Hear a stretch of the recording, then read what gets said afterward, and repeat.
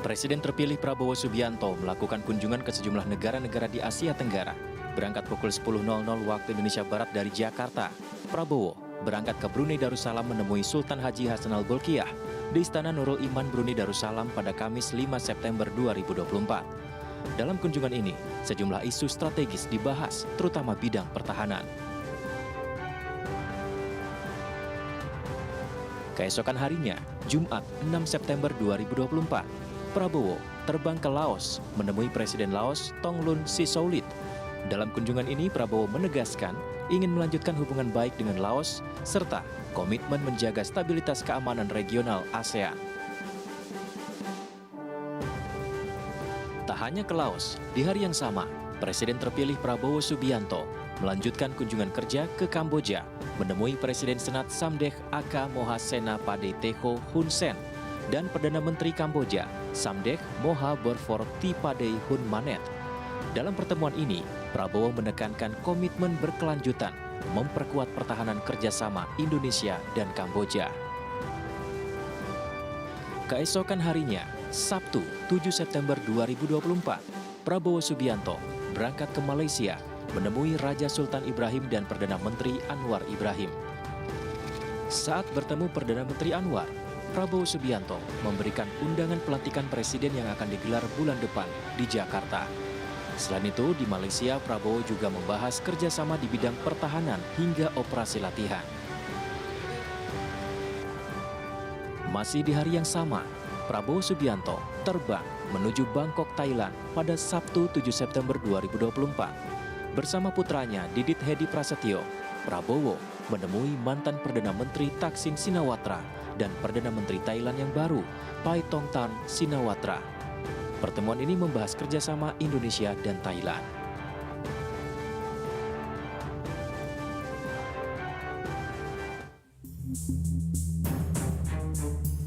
Pada Kamis 5 September 2024, Prabowo menemui Yang Maha Mulia Sri Sultan Haji Hassanal Bolkiah di Istana Nurul Iman Brunei Darussalam. Pertemuan ini membahas kerjasama di bidang industri pertahanan.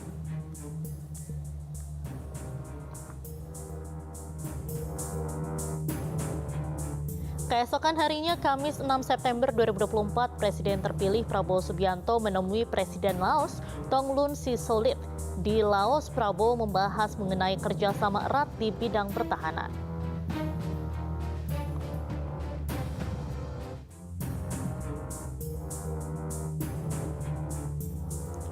Masih di hari yang sama, pemirsa, Jumat 6 September 2024, Prabowo terbang ke Phnom Penh, Kamboja menemui Perdana Menteri Kamboja HM Mr. Samdech Moha Borfor Tipadei Hun Manet dan Presiden Senat Kamboja HM Mr. Samdech Aka Mohasena Padeteho Hun Sen.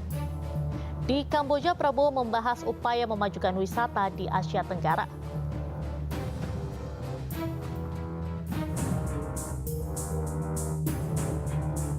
Kemudian pada Sabtu 7 September 2024 di Istana Negara Kuala Lumpur, Malaysia, Presiden terpilih Prabowo Subianto menemui Raja Malaysia Yang Maha Mulia Sri Paduka Baginda Yang di-Pertuan Agung Sultan Ibrahim. Pertemuan ini membahas kerjasama pertahanan.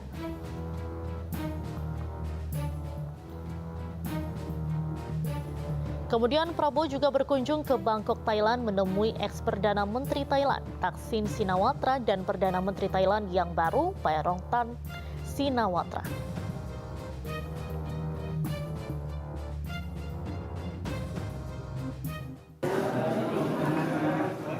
Sidang kemarin beragendakan pembacaan memori PK oleh kuasa hukum pemohon. Majelis Hakim memberi kesempatan kepada pihak jaksa untuk menanggapi memori tersebut pada sidang selanjutnya. Sementara saksi, fakta, dan ahli akan dihadirkan pada agenda sidang selanjutnya. Ya, memang sebentar lagi akan memasuki ruang sidang Sebelumnya, sidang peninjauan kembali 6 terpidana kasus pembunuhan Vina dan Eki dilaksanakan di Pengadilan Negeri Kota Cirebon. Sidang dipimpin 3 hakim dan digelar secara terbuka.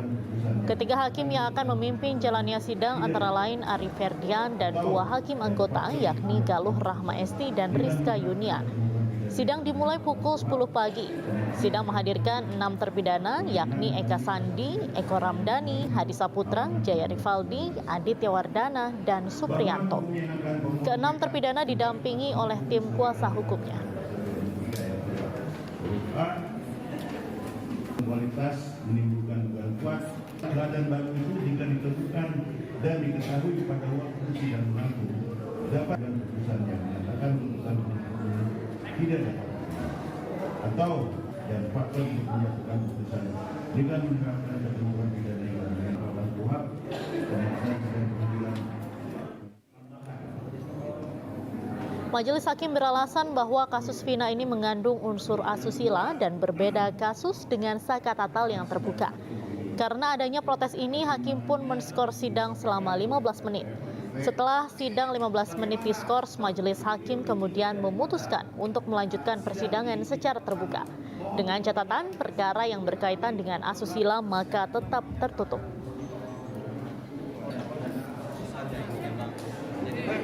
Dan di dalam itu hadis CS dan datang Bapak kami sudah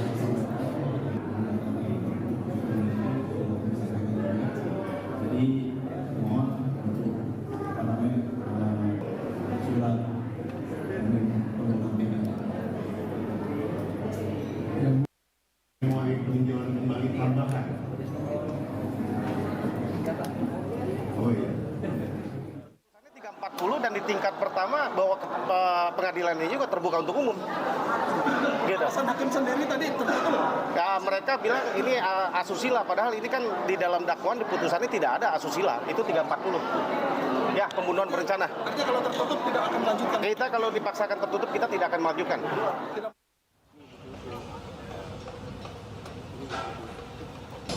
Ini wajib mendapatkan sertifikat terkait keselamatan, kesehatan, selamat dan Sebelumnya Presiden Jokowi telah berkantor selama 3 hari di IKN pada akhir Juli.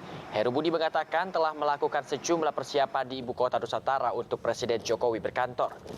Dirinya mengatakan fasilitas yang disiapkan sudah cukup lengkap. Selain itu, sejumlah pegawai Setpres sudah berada di IKN sejak kemarin untuk membantu kegiatan Presiden. Selain berkantor, Jokowi akan ada kegiatan rapat dan kunjungan kerja dari IKN ke kota lain.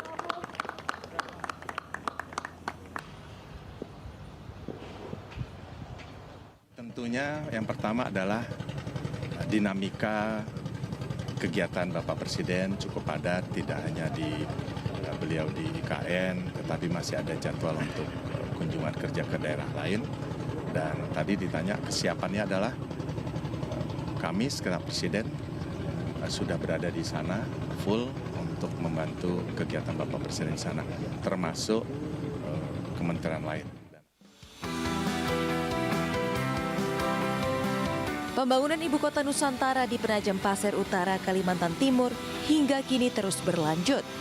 Beberapa lokasi seperti Istana Garuda, Istana Negara, Taman Kusuma Bangsa, hingga kantor media mulai menunjukkan perkembangan pembangunan.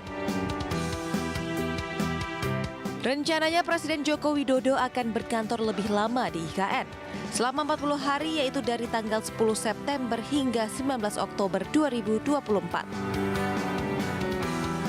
Untuk itulah seluruh persiapan dilakukan, termasuk pemeriksaan infrastruktur. Saat berkunjung ke IKN, Kepala Kantor Komunikasi Kepresidenan Hasan Hasbi merasa optimis dengan perkembangan IKN ke depan. Jadi kalau kita keliling di sini tadi, memang kan masih tahap awal, tapi sangat impresif loh. Bangunan Istana Garuda, ya, pemanfaatan ruangan di sana, Istana Negara, pemanfaatan ruangan di sana menurut saya filosofis pembangunannya menurut saya keren sekali, dalam sekali. Bagaimana tadi kita berkunjung juga ke Plaza Seremoni, ya, kita ngelihat juga tadi Forest Trail, kita ngelihat embung. Hingga 29 Agustus tahun ini, pembangunan tahap pertama Ibu Kota Nusantara telah mencapai 92,1%. Tim Liputan iNews melaporkan.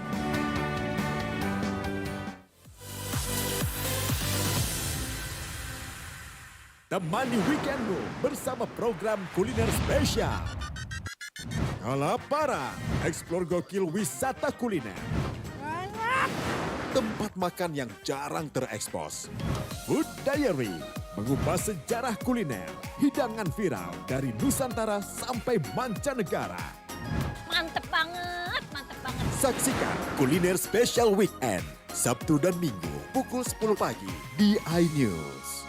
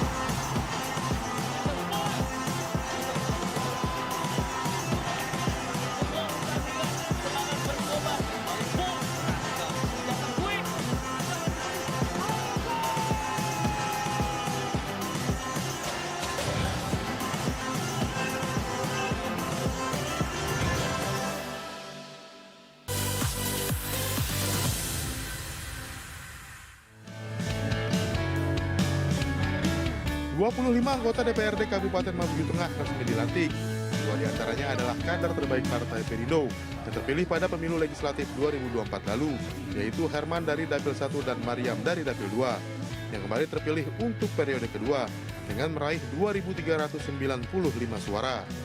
Dan kami juga tetap beramanah atas amanah yang dibawakan kepada kami dari Ibu Ketum, bahwa bagaimana Perindo nanti Mamuju Tengah ini akan lebih bagus nanti ke depan. Ya mungkin kita akan menyerap dulu aspirasi masyarakat seperti apa poin-poin yang terkait di bawah, karena seperti kita tahu di daerah Mamuju Tengah itu kan daerah baru, sehingga mungkin banyak aspirasi dari masyarakat yang kita tampung dulu. Sementara itu di Kota Dumai Riau sebanyak 35 anggota DPRD terpilih resmi dilantik. Salah satu anggota yang dilantik merupakan kader terbaik dari Partai Perindo, yang juga merupakan Ketua DPD Partai Perindo Kota Dumai, Antonius Nainggolan. Kita akan selalu eksis dan selalu solid untuk memajukan Partai Perindo di Kota Dumai. Mudah-mudahan dengan seizin Tuhan, mungkin di tahun berikutnya Partai Perindo kita akan genjot dalam satu praksi. Partai yang dipimpin Ketua Umum Anjela Tanu Sudibyo ini memastikan setiap anggota DPRD terpilih akan menjalankan fungsi legislatifnya untuk mensejahterakan masyarakat. Tim Liputan iNews melaporkan.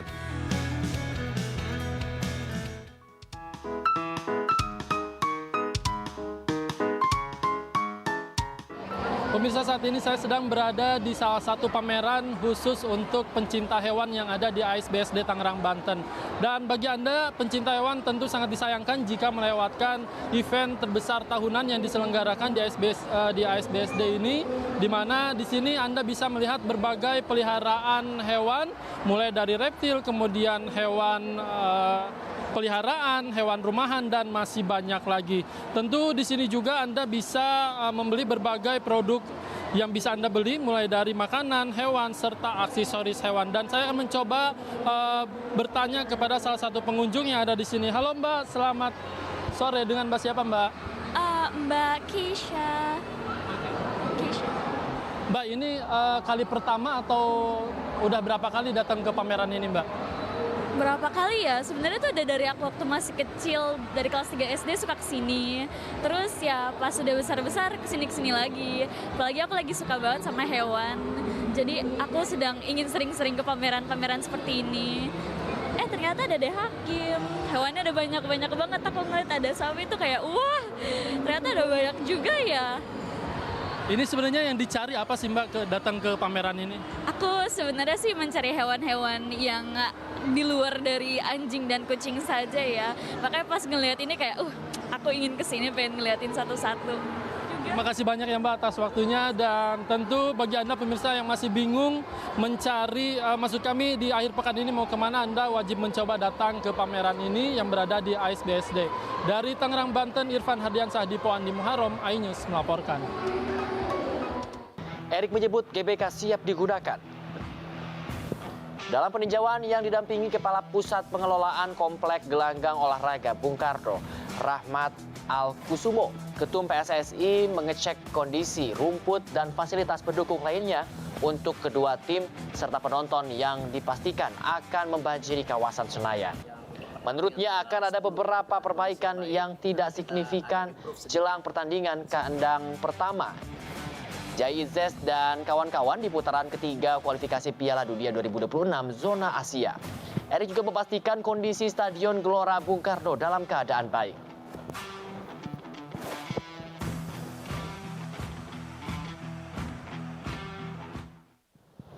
Melalui akun media sosialnya, Erick Thohir mengunggah foto jabat tangan bersama dua pemain naturalisasi. Hilgers, 23 tahun, punya darah Indonesia dari sang ibu asal Manado. Dan saat ini membela FC Twente, serta sudah tampil dalam 101 laga.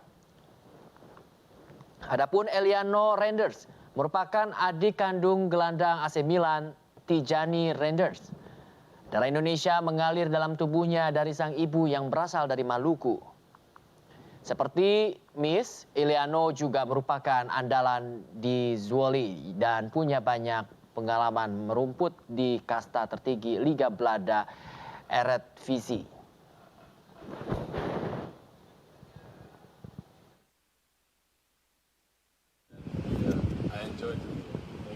Dan pemirsa, keduanya kini juga sudah ikut berlatih bersama skuad Garuda.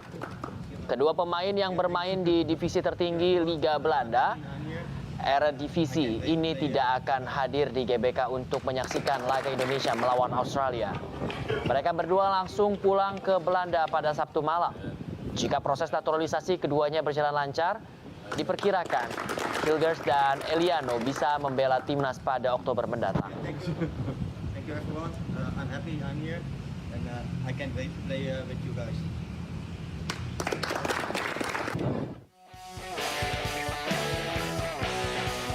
Tak mau kecolongan seperti saat kalah melawan Bahrain, tim Australia menggelar latihan serius di lapangan A Senayan, Jakarta sebelum melawan timnas Indonesia di Stadion Gelora Bung Karno.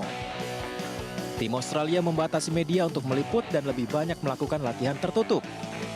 Dapat dipastikan, Australia akan menerapkan formasi serangan total ke pertahanan Indonesia karena membutuhkan poin di laga kedua kualifikasi Piala Dunia ronde ketiga ini.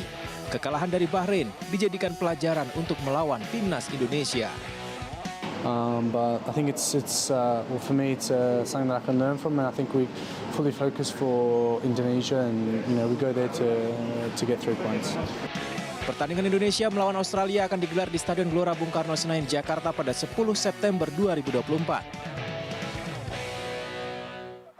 Berbahaya, Ragnar orang bangun di kotak penalti. Ragnar masih Ragnar berharap Ragnar syutingan. Gol! Alhamdulillah, alhamdulillah. Pengendali kaki ini Sandy Walsh menciptakan gol pertama buat Indonesia. Menurunkan taktik 5-4-1, timnas Indonesia berhasil mencuri 1 poin di kandang Arab Saudi Jumat 6 September 2024 lalu. Solidnya lini belakang yang dikawal Nathan Choaon, Verdong, Rizky Ridho, Sandy Walsh, dan Itses makin bersinar kala disempurnakan oleh penampilan apik penjaga gawang baru Martin Pas. Tusukan pemain lokal Witan juga tak kalah mentereng, membuat Ragnar dan Sandy Walsh berhasil membuat gawang tuan rumah Arab Saudi kebobolan. Menghadapi Australia, kemungkinan kiper Martin Pas akan kembali menjadi starter. Kemungkinan besar lainnya, Sinteyong akan mempertahankan sebagian besar lini up pemainnya di laga melawan Australia. Dengan prediksi formasi 3-4-3, solidnya lini belakang Garuda diharapkan dapat membuat serangan cepat tercipta di lini depan yang akan digagas Ragnar Oratmangun, Rafael Strijk, dan Witan Sulaiman. Mampukah sayap Garuda makin terbang tinggi? Tim Liputan iNews melaporkan. Berbahaya, Ragnar orang bangun di kotak penalti. Ragnar masih Ragnar berharap Ragnar syutingan. Gol! Alhamdulillah, alhamdulillah. Pengendali kaki ini Sandy Walsh menciptakan gol pertama buat Indonesia. Meskipun baru masuk menjadi warga negara Indonesia, tak jarang publik merasa heran mengapa para pemain diaspora atau pemain keturunan ini tampil Spartan mati-matian saat membela timnas Indonesia. Dalam salah satu interview dengan pesepak bola yang juga konten kreator Yusa Nugraha, Para pemain berdarah Indonesia Belanda ini ternyata sangat terpikat dengan dukungan supporter Indonesia. Bahkan, Saint Patinama mengaku sangat cinta Indonesia yang sudah menjadi rumahnya. Op een of andere manier alsof je thuis komt. Gewoon, het voelt alsof je thuis. Het is je vader. De normen en waarden die je hebt gekregen in je opvoeding. Die overal terug. En dat maakt het gewoon dat je gewoon fijn als je daar bent. Dus dat was echt top. Indonesië is gewoon het mooiste land ter wereld natuurlijk. Dus, mooi, top. Leuk dat ze me een interview van me wilden. En ik zie ook, ik krijg ook soms volgers en berichten van de fans. Dus dat is altijd leuk. Dat is altijd, dat waardeer je natuurlijk wel als voetballer, als mensen je volgen en je supporten. Dus dat vind ik mooi, daar ben ik dankbaar voor. Sementara bagi JITS, apa yang supporter berikan untuk para pemain timnas akan balik dibayar dengan penampilan terbaik para pemain di lapangan. JITS pun menutup interview sambil mengucapkan kepada supporter terima kasih. Ja, wat jullie ons geven, zeg maar, dat proberen wij terug te laten komen in het veld. Dus ja, dank jullie wel daarvoor. Terima kasih banyak. Terima kasih timnas. Sekaranglah saatnya kebangkitan sepak bola Indonesia.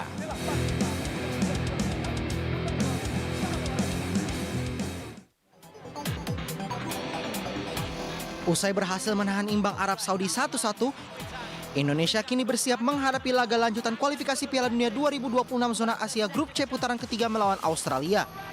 Laga Indonesia melawan Australia akan digelar di Stadion Utama Gelora Bung Karno pada 10 September mendatang. Bila melihat sejarah pertandingan Indonesia antara Australia, skuad Garuda bukan yang diunggulkan. Pada Piala Asia 2023, Indonesia kalah 0-2 dari Australia. Begitupun pada laga AFF Championship, Indonesia harus tunduk 0-1 saat melawan Australia. Lalu pada Piala Asia 2007, Indonesia juga harus menelan pil pahit. Skuad Garuda kalah 0-4 atas Socceroos.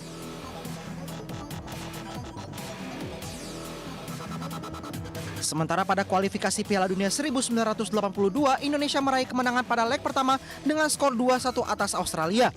Namun pada leg kedua, Indonesia dikalahkan Australia 3-0. Sementara itu pada laga perdana grup C, Australia dikalahkan Bahrain. Keunggulan jumlah pemain ini dimanfaatkan Bahrain dengan mencetak gol penentu kemenangan lewat gol bunuh diri dari Harry Souttar. Dengan hasil ini, Australia berada di peringkat 5 di bawah Indonesia. Indonesia memiliki 1 poin, sedangkan Australia belum meraih poin.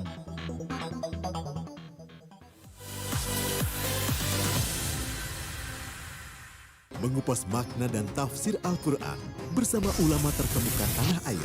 Qaumum min qaum khairun minal yadis suflah. Nggak bakal bisa dibayar oleh dunia dan seisinya. Jelas, lugas untuk kehidupan sehari-hari. Di antara yang merusak hati adalah buruk sangka. Wa aqimus shalah wa atuz zakah. Itu pun sejajar dengan jihad fisabilillah. Cahaya Hati Indonesia, Sabtu dan Minggu pukul 12 siang di iNews. Tahapan Pilkada 2024.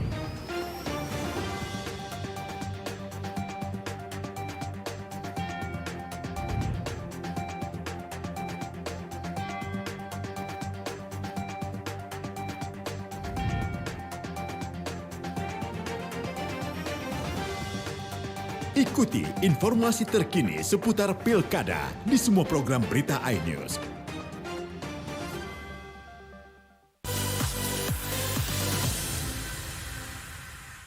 Saya ada di Bandara Soekarno-Hatta bersama teman-teman dari tim peduli yang rencananya akan menjemput saudara-saudara kita dari Gaza, Palestina.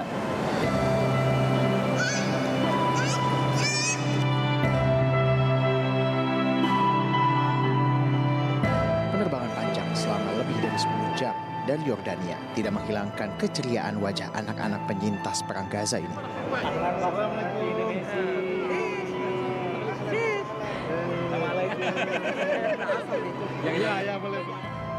Apalagi setelah saya dan sejumlah relawan kemanusiaan dari tim peduli menyambut hangat kedatangan mereka dengan memberi bendera Indonesia Palestina, kain tenun khas Indonesia, dan hadiah-hadiah kecil untuk anak-anak. Ketiga anak asal Gaza ini datang ke Indonesia ditemani kedua orang tua dan neneknya. Mereka selamat mengungsi ke Yordania setelah beberapa kali terusir dari pengungsian ke pengungsian di Gaza dan berhasil lolos dari genosida Zionis Israel. Selama di Indonesia, mereka juga ditemani satu keluarga pengungsi asal tepi barat Palestina yang kini bekerja dan menetap di Yordania sebagai relawan di salah satu lembaga kemanusiaan terbesar Yordania bernama ICCS atau Islam Charity Center Society.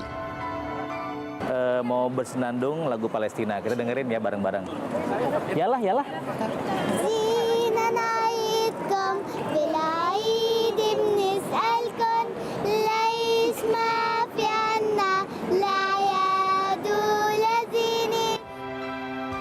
Usai mendengarkan senandung lagu Palestina dari kakak beradik Samira dan Masa, saya pun mengantarkan mereka meneruskan perjalanan. Rencananya hingga 18 September mendatang, anak-anak para penyintas perang Gaza ini akan bertemu dengan sejumlah lembaga kemanusiaan di Indonesia, para selebritas yang peduli dengan anak-anak Gaza, dan Majelis Ulama Indonesia di Jakarta, Banten, Bandung, hingga Yogyakarta. Dari Tangerang, Banten, Jajang Diraja Negara, Ainus melaporkan.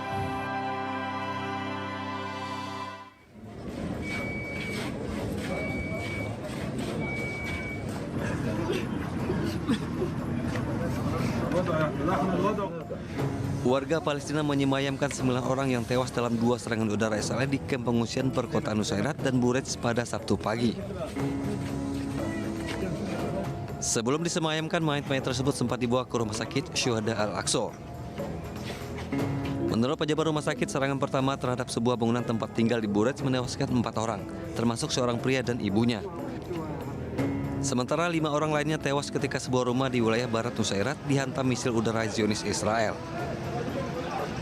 Hingga saat ini serangan Israel terhadap Gaza sejak Oktober telah menewaskan lebih dari 40.000 warga Palestina. Pemerintah Israel berdalih serangan tersebut bertujuan untuk melenyapkan Hamas.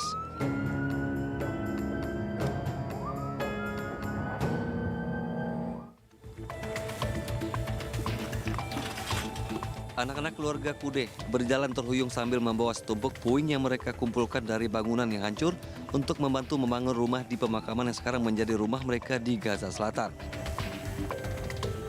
Serangan Israel tidak hanya menghancurkan rumah mereka, namun juga sekolah-sekolah. Seharusnya mereka duduk dan mendapatkan pendidikan yang layak, namun mereka harus sibuk membantu keluarga mereka dalam perjuangan sehari-hari untuk bertahan hidup di tengah serangan Israel.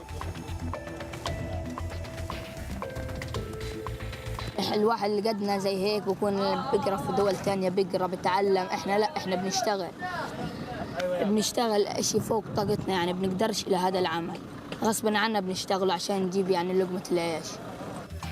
Sebanyak 625.000 anak usia sekolah di Gaza telah kehilangan hampir 1 tahun penuh pendidikan. عندي غضروف ومصاب حرب 2014 يعني مصاب حرب وعندي غضروف بقدرش اشتغل يعني فبضطر اشغلهم الصغار وعلى عينيا يعني بعيط عليهم وانا بشوفهم اليوم كلهم مزعات الليل بناموش بضل يتقلبوا طول الليل من التعب والشقى بناموا من المغرب بناموا برتموا على فراش زي الميت الواحد فيهم من التعب والشقى وديهم بعيطوا من ايديهم ورجليهم كلهم مزعات بس ما عنديش وسيله يعني اروح حتى. Dengan belum adanya tanda-tanda perang akan berakhir, maka tidak diketahui pula kapan mereka dapat kembali ke sekolah. Menurut Global Education Cluster, sebuah kelompok bantuan yang dipimpin oleh UNICEF dan Save the Children, lebih dari 90% bangunan sekolah telah rusak oleh bom-bom Israel.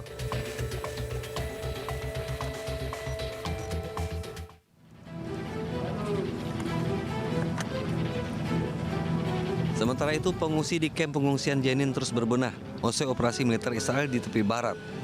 Operasi militer yang berlangsung selama seminggu itu merusak jalan, rumah, infrastruktur, dan juga menewaskan puluhan orang. Israel berdalih serangan ditujukan kepada kelompok militan Hamas. Menurut Mahmoud Al-Razi, penduduk kamp pengungsi Jenin, operasi militer Israel hanya meneror penduduk dan menimbulkan kerusakan. حاصروا المنطقة وجابوا جرافات وهي مثل ما انتم شايفين جرفوا المنطقة كلها من بنية تحتية لبعض الدور والكهرباء والمية وكله أتلفوا المنطقة بالكامل. في بعض المقاومين بس هي الشغلة مش شغلة مقاومين هي بالهدف تدمير وترعيب الشعب. Kekejaman Israel tak hanya sampai pada pemutusan air dan listrik saja. Mereka juga mengurung warga di rumah. Bahkan ambulans dari perjalanan ke rumah sakit untuk mengevakuasi korban luka-luka pun mereka hambat.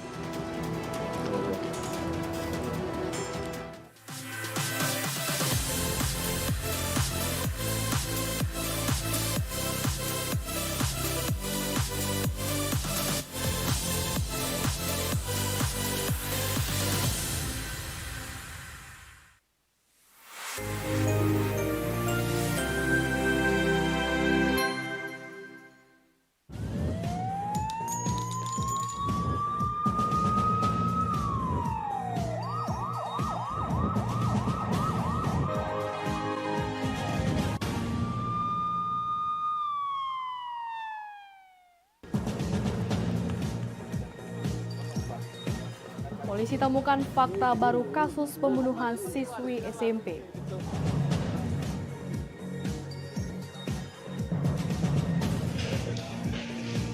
Dua debitur Bank Sumsel ditetapkan sebagai tersangka.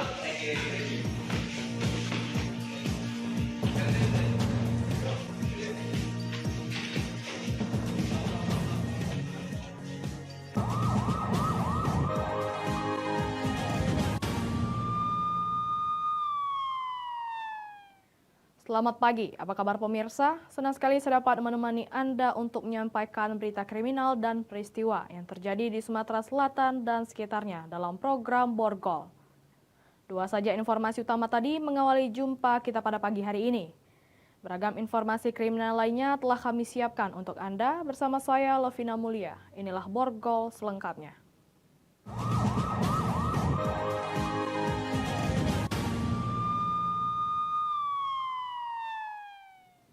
Kita awali berita pertama pemirsa.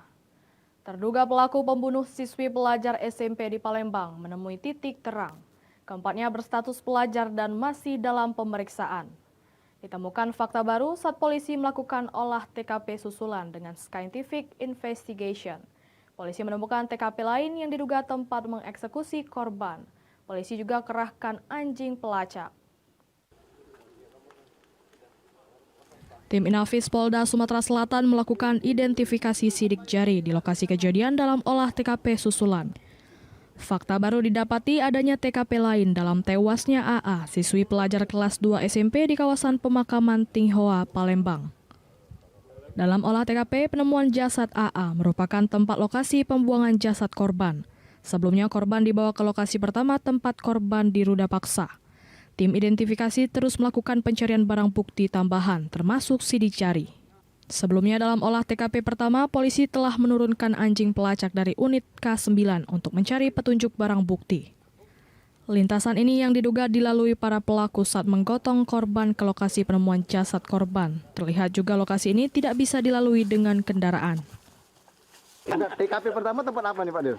Kuburan juga. Tempat dieksekusi Pak Dir. Sampai ke tempat pembuangan kita berapa jauh nih tadi? Nanti kita sampaikan secara jelas ya, nanti pada saat di preskon ya. Oke, ya, ini kita olah TKP. Para terduga pelaku masih dalam pemeriksaan intensif kepolisian. Proses penyidikan masih berlangsung. Dari Palembang, Firdaus, iNews melaporkan. 4 pelaku pembunuhan disertai pemerkosaan terhadap siswi SMP di Palembang ditangkap polisi. Korban dibunuh dulu baru diperkosa. Motif dari pembunuhan karena salah satu pelaku sakit hati, cintanya ditolak korban.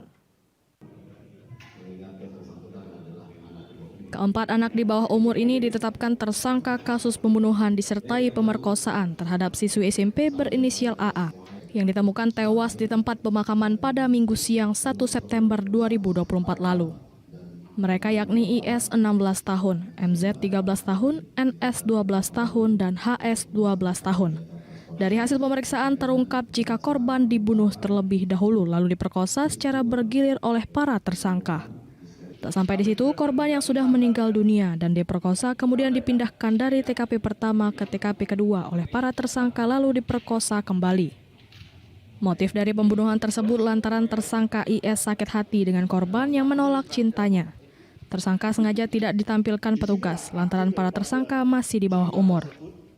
Yang pada akhirnya pada pukul 16 sebelum terjadi upaya pencabulan maupun pemerkosaan telah ada upaya untuk melemahkan korban yang berdampak kepada korban meninggal dunia, di mana tersangka melakukan tindakan bekap mulut dan hidung, kemudian dibantu oleh 3 rekannya memegangi tangan dan kaki yang menyebabkan korban tidak bisa melakukan tindakan yang lain, termasuk diantaranya habis nafas, henti nafas, yang pada akhirnya berdampak kepada pecahnya pembuluh darah. Akibat ulahnya, para tersangka dijerat Undang-Undang Perlindungan Anak dengan ancaman kurungan 15 tahun penjara.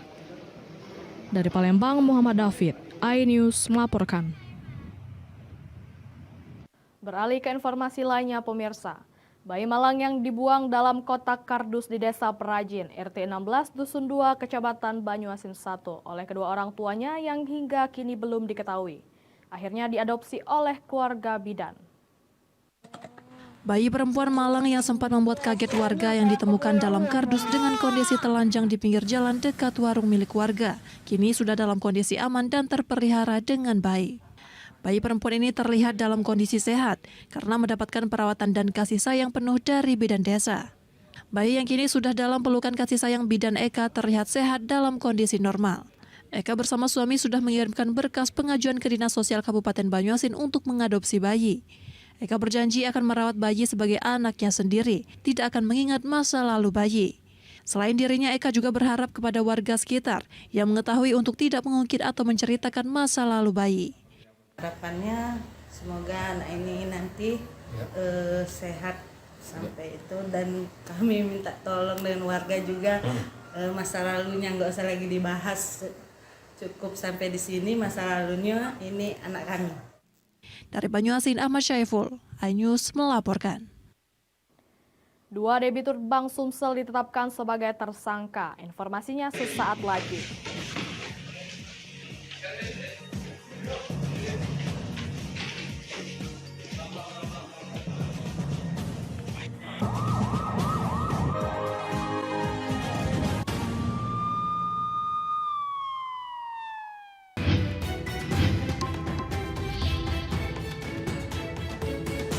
Kawal Pilkada 2024, Senin sampai Jumat pukul 12:30 siang, live di iNews.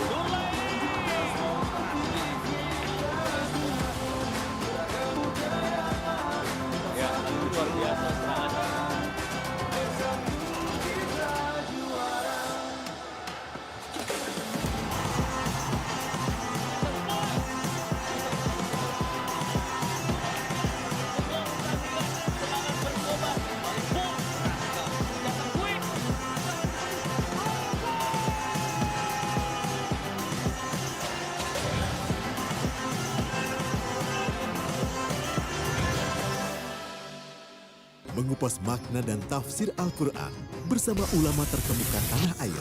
Kaumum min kaum khairun minal yadis sufla. Nggak bakal bisa dibayar oleh dunia dan seisinya. Jelas, lugas untuk kehidupan sehari-hari. Di antara yang merusak hati adalah buruk sangka. Wa aqimus shalah wa atuz zakah. Itu pun sejajar dengan jihad fisabilillah. Cahaya Hati Indonesia, Sabtu dan Minggu pukul 12 siang di iNews. Tahapan Pilkada 2024.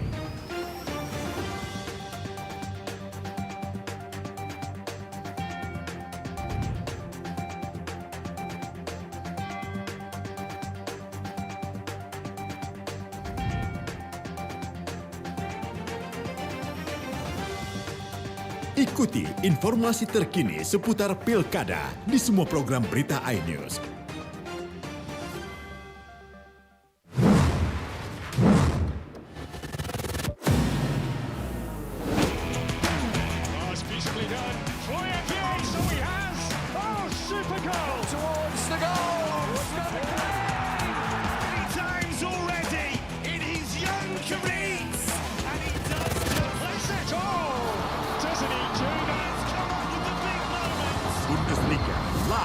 iNews Premium Sports.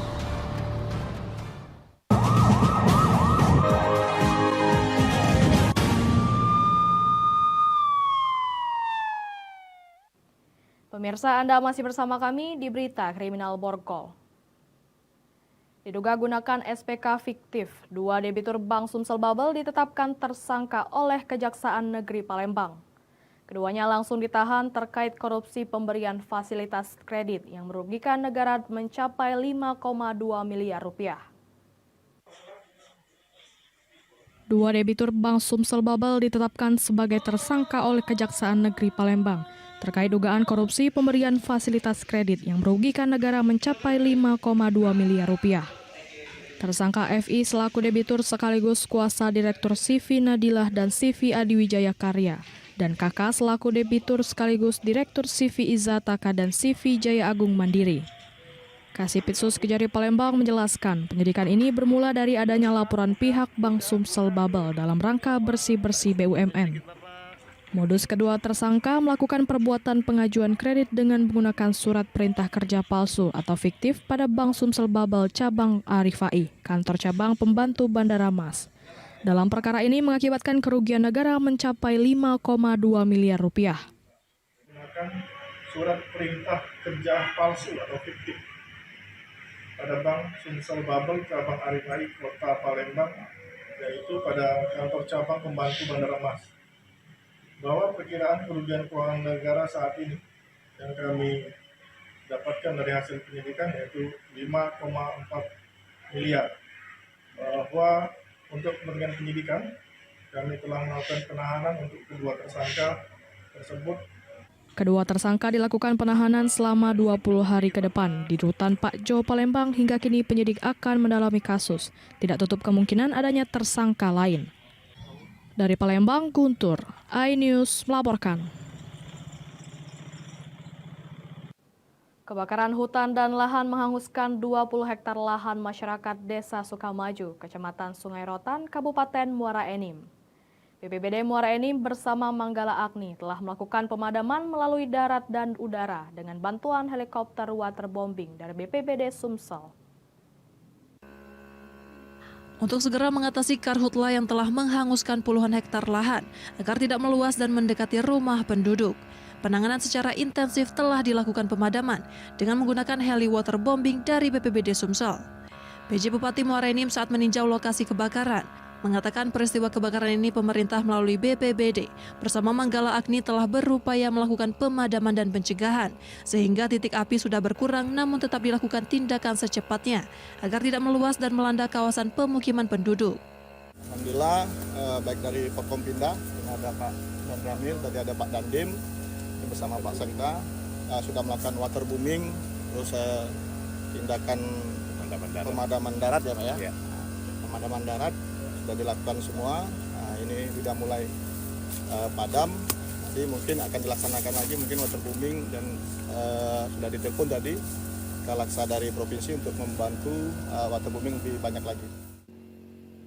Kepada masyarakat diharapkan agar selalu waspada dan hati-hati terhadap kebakaran. Mengingat musim ini kemarau agar tidak membuka lahan dengan cara dibakar. Terlebih bagi perusahaan perkebunan di wilayah Kabupaten Muara Enim. Dari Muara Enim, Edwin Sasatria, iNews melaporkan. Ratusan jurnalis di Kabupaten Lahat menggelar aksi demo di depan gedung DPRD Lahat. Aksi demo dipicu perkataan salah satu ASN di Sekretariat Dewan usai proses pelantikan anggota DPRD Lahat Agustus lalu. LK diduga melecehkan profesi wartawan saat hendak menertibkan sesi foto. Ratusan jurnalis dari berbagai organisasi pers Kabupaten Lahat melakukan demo di depan gedung DPRD Kabupaten Lahat. Aksi yang berjalan damai tersebut dipicu oleh tindakan oknum aparatur sipil negara bertugas di DPRD Lahat berinisial LK yang dinilai telah merendahkan profesi jurnalis. Insiden tersebut terjadi 26 Agustus lalu saat sidang paripurna DPRD Lahat, di mana saat momen pengambilan foto Dewan terpilih, LK menggunakan mikrofon untuk mengeluarkan pernyataan yang dianggap tidak pantas terhadap jurnalis yang sedang bertugas. Menurut salah satu pendemo, tindakan ini dianggap melanggar Undang-Undang Nomor 40 Tahun 1999 tentang Pers, yang melindungi hak wartawan untuk melaksanakan tugas jurnalistik. Hal ini juga menjadi momen untuk membuktikan sejauh mana Undang-Undang Pers dijalankan di Kabupaten Lahat.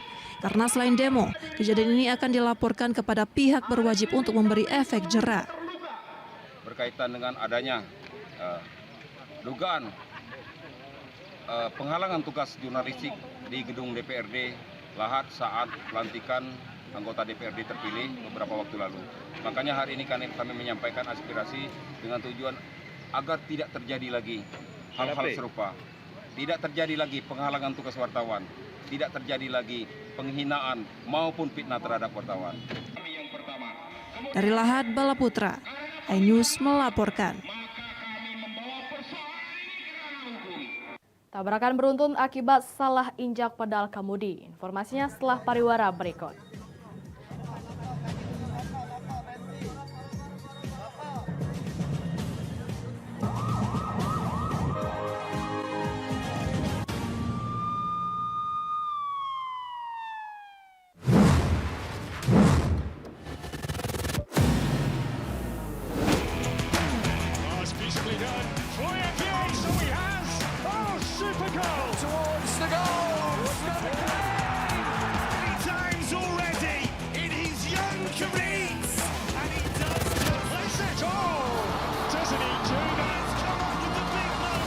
Bundesliga live, iNews Premium Sports. Tahapan Pilkada 2024.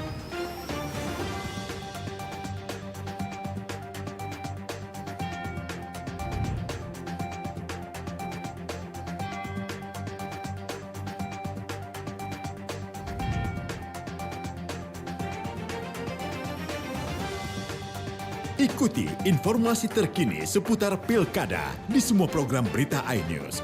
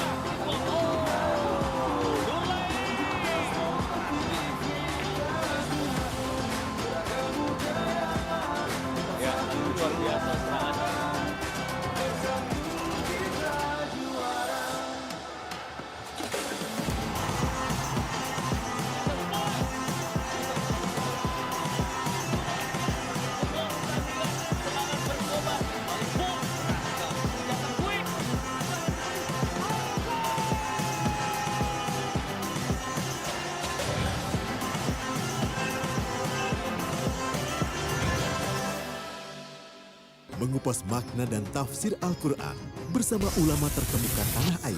Kaumum min kaum khairun minal yadis suflah. Nggak bakal bisa dibayar oleh dunia dan seisinya. Jelas, lugas untuk kehidupan sehari-hari. Di antara yang merusak hati adalah buruk sangka. Wa aqimus shalah wa atuz zakat. Itu pun sejajar dengan jihad fisabilillah. Cahaya Hati Indonesia, Sabtu dan Minggu pukul 12 siang di iNews.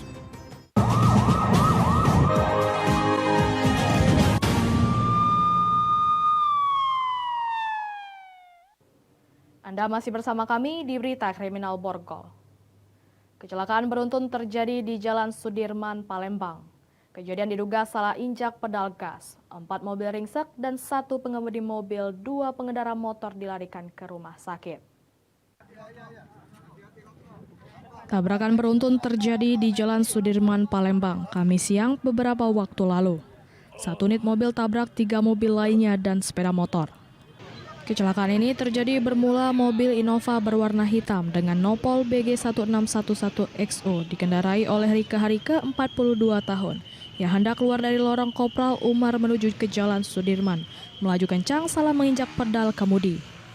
Akibatnya mobil Innova tersebut menghantam trotoar hingga menabrak 3 mobil lainnya di seberang jalan hingga terbalik kemudian mengenai 2 pengendara sepeda motor.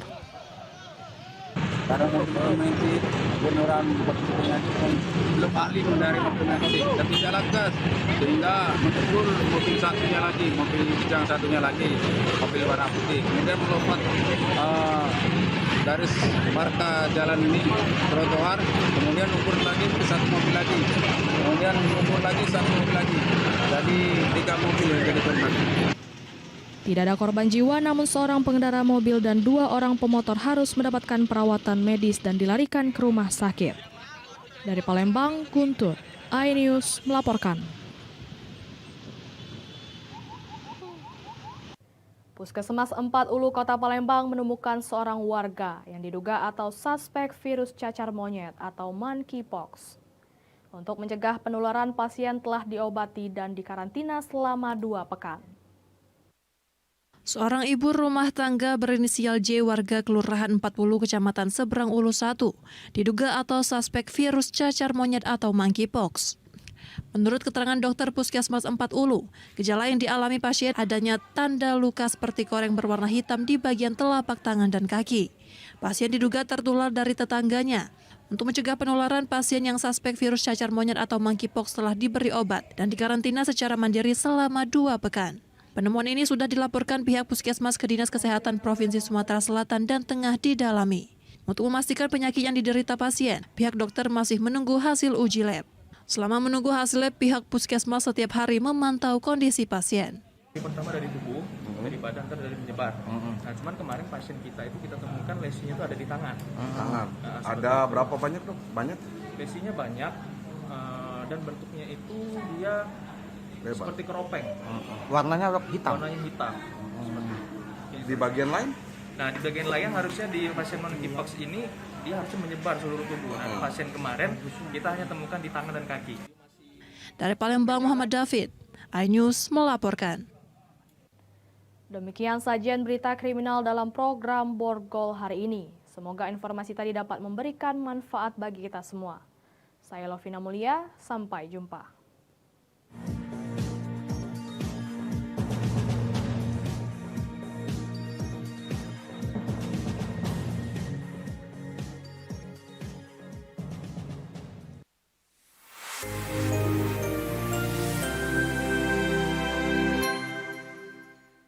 Mengupas makna dan tafsir Al-Quran bersama ulama terkemuka tanah air. Kaumum min kaum khairun minal yadis sufla. Nggak bakal bisa dibayar oleh dunia dan seisinya. Jelas, lugas untuk kehidupan sehari-hari. Di antara yang merusak hati adalah buruk sangka. Wa aqimus shalah wa atuz zakah. Itu pun sejajar dengan jihad fisabilillah. Cahaya Hati Indonesia, Sabtu dan Minggu